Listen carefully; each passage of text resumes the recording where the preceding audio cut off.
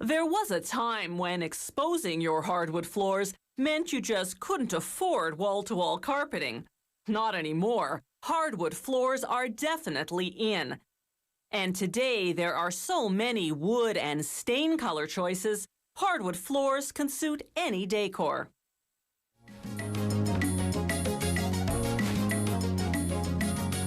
The types of wood commonly used for flooring include red oak,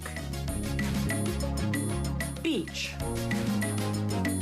maple, white oak, walnut, birch, and ash.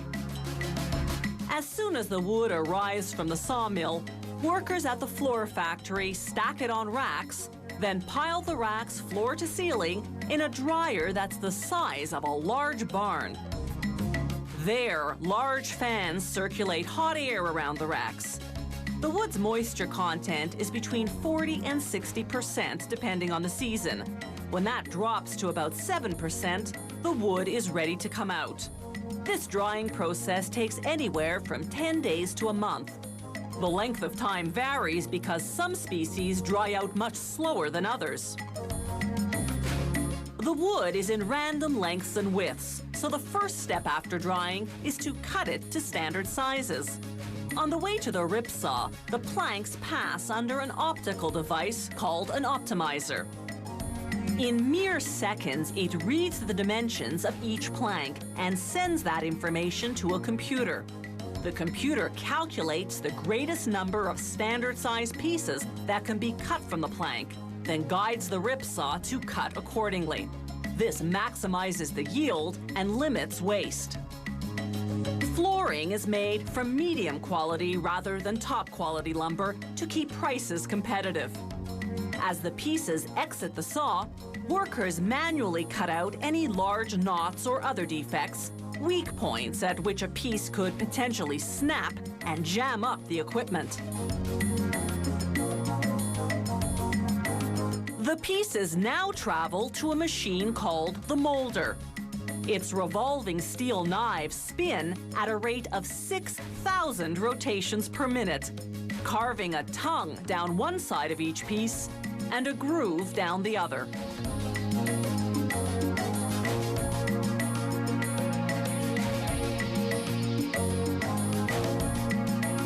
Workers do frequent spot checks to make sure the tongues and grooves fit together snugly. The next machine carves grooves on what will be the underside of the pieces. This is for air circulation and stability. Then, an embossed wheel imprints the words, "Made in Canada." Using cross-cut saws, workers remove any faults in the wood and divide pieces that have noticeable color variations. This is the first step towards sorting the wood by grade. Now a machine called an end matcher carves a tongue and groove on the two ends. Here's the view from inside the machine.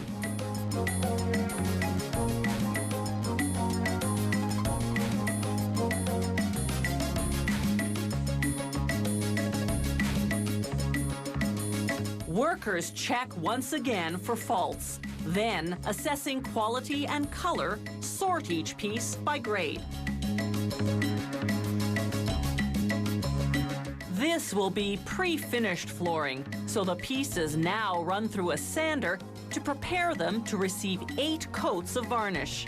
For certain finishes, the first coat contains wood stain. All subsequent coats are colorless.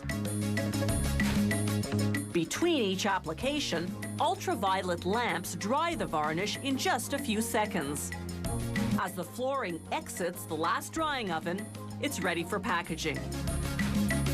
Unfinished hardwood flooring has to be sanded, stained, and varnished after it's installed. Pre-finished flooring eliminates that extra work, sparing you the dust, the drying time, and the smell.